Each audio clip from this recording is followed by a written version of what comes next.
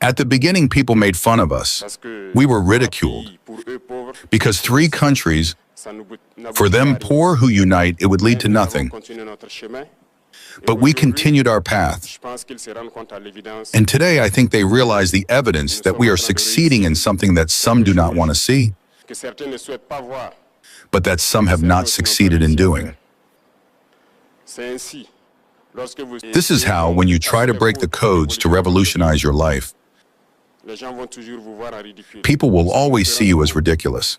They will laugh at you, but in the end, they will realize that you are right.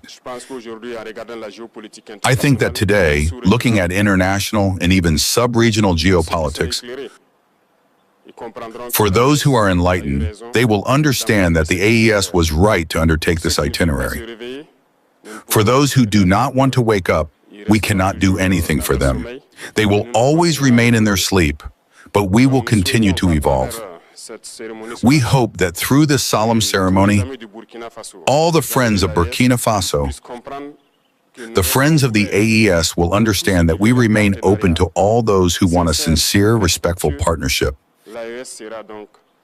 The AES will be the host country, and we will be able to collaborate. But those who come to exploit us or have this inappropriate partnership as a judge, who come to violate our sovereignty and our independence, they understand that we will not be ready to welcome them.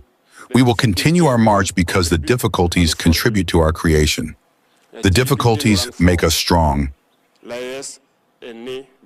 The AES is born in blood and sweat and will continue its path for the happiness of the people of the AES. I wish that everyone can, through their daily actions, make sure that the revolution that we have started can be the best that can inspire all of Africa to unite. When I take the case of Burkina Faso,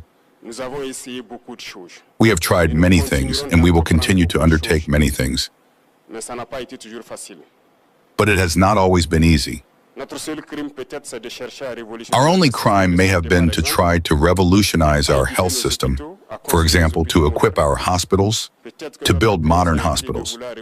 Our only crime may have been to try to revolutionize our education system, to build schools according to standards, to change our curricula. Our only crime may have been to allow our farmers to have cheaper fertilizers, to work their fields for free so that we can achieve food self-sufficiency. Our only crime may have been to try to build road and railway infrastructure so that our populations can move. In short, all that we are trying to do, I think that some have always tried. Unfortunately, the slaves of Ceylon, the Africans who blindly follow the imperialists, have tried to discourage us. There is no reason to be demotivated because history has always given us reason, and history will continue to give us reason. Today, so many things are growing on our soil. When we announced at the beginning that we wanted to start farming, they took us for madmen. They said it wouldn't work. Today, our cocoa is doing very well. The sunflower is doing very well in Burkina Faso. Our wheat is doing very well. In short, there is so much speculation that we have tried, but we have tried to discourage ourselves. And I wish that you can never be discouraged in your daily tasks to revolutionize your lives. And it must be so for everyone. And to say that Africa must understand that we have the potential to be self-sufficient, to be independent, to be sovereign. This battle will continue within the AES, and we will continue to give our hand, to unite. And Captain wanted to do this. A lot of people, and especially the enemies, people from the West, really discouraged. Okay, that's what they always do. That's what they always do. They've always done that. It has always been their character and their behavior to try and sell fears to the people, so that you cannot do the whatever you want to do, because they know if you do it, it's gonna work, and if it's work, it's gonna shake them. Okay, it's a threat to them. So Africa and Africans and as a continent as a whole can actually do it, can actually manage. But you see, people would always try to make you feel like, or make you look like you cannot do it. People who don't want you to do anything in order to progress in anything, they would do everything to make sure they're discouraging you, so that whatever the thing you want to do, you might not be able to do it, or rather you'd stop doing it because you feel like, I cannot do this because someone made you feel like you can't do it. And that is what was happening when Captain was looking forward to transform Burkina Faso.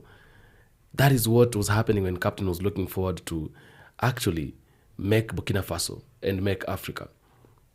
Because as we all know, the intentions and the goal, the main goal of the Captain is to transform Africa, not Burkina Faso. He just wants Africa to wake up. That is why every time he speaks, he must put Africa in his statements, because he is all about Africa. Everything he's doing, every measure he's putting across is about changing Africa. And it's about making Africa a better place. It's about revolving Africa and snatching Africa from the hands of the oppressors, from the hands of the people who want to continue making Africa a poor continent. Okay? From the people who want to always make Africans look like slavery, okay, all the times.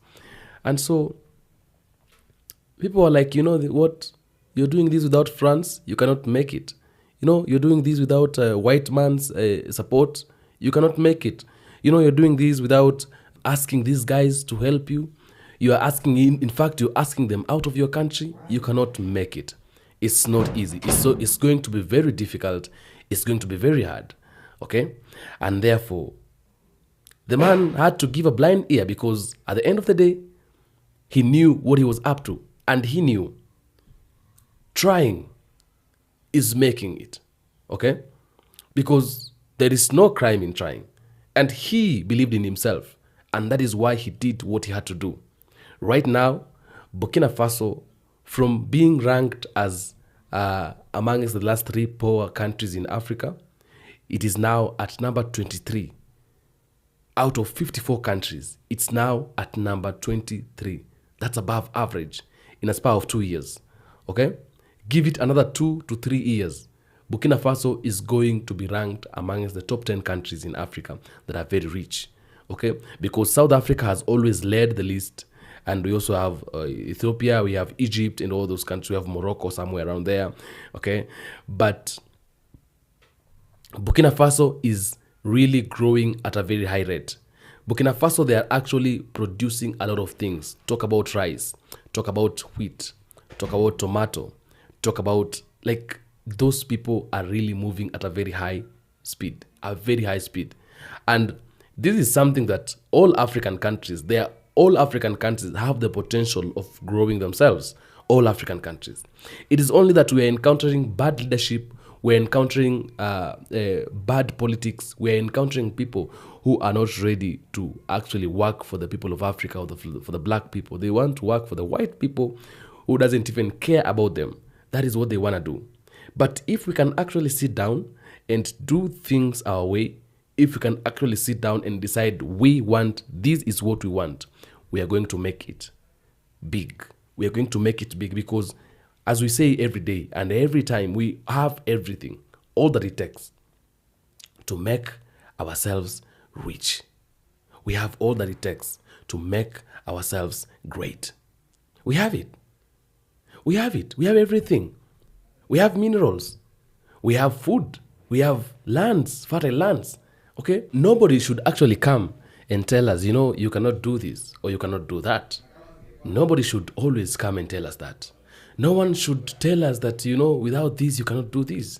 You try it and see. Because they've always tried to make us feel like we cannot do it.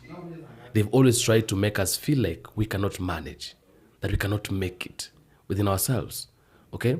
And therefore, Ibrahim Traore, the king of Africa, decided, you know what? You speak, but I know I have the potentials. I have the opportunity right here with me.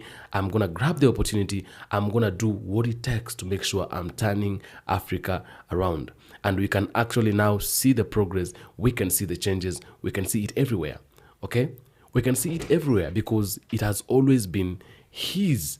It has always been his plan to make sure what he is doing is going to change the lives of every single person, everybody, everywhere. Okay, and so regardless of the threats and the intimidations, regardless of all the things people were saying, people were talking about, how he can't do it, he needs to have these people around so they can be able to help them and maybe encourage them or something like that, so they can be able to do 1, 2, 3 things. He kept on going on. He kept going on. He kept pushing. He kept pushing. Now everything is paying. Look at the Sira, the currency he has implemented. Okay, he is working without the power, without the help of the West, and he is doing it because at some point he even said, "We've been helped by the West people, but nothing has happened to Africa. Africa has still remained to be the same," which means whether with or without them, we can still move on. We can still do great things. Okay, so the discouragement from these people will always come. And as an African, as a black people, do not at any point ever think that without the white man's supremacy, you can maybe fail doing something. Do not ever be discouraged that without these people, you cannot do 1, 2, 3 things, because they would always make you feel like you are not able, you're not capable, so that you can continue depending on them. But we have to wake up. A time has come when now we have to understand that we can do it, because we are human beings. As much as they are human beings, our continent is richer compared to theirs. Okay, our countries are richer compared to theirs, and therefore we can do this. Do let me know what you've said in the comment section. I'll do my best to make sure I read them and reply where possible. I am the African Streamline. Keep tuning in, keep coming here. My black people from everywhere, from diaspora, from Caribbean, from Africa. I love you so much. Adios, muchachos, guys.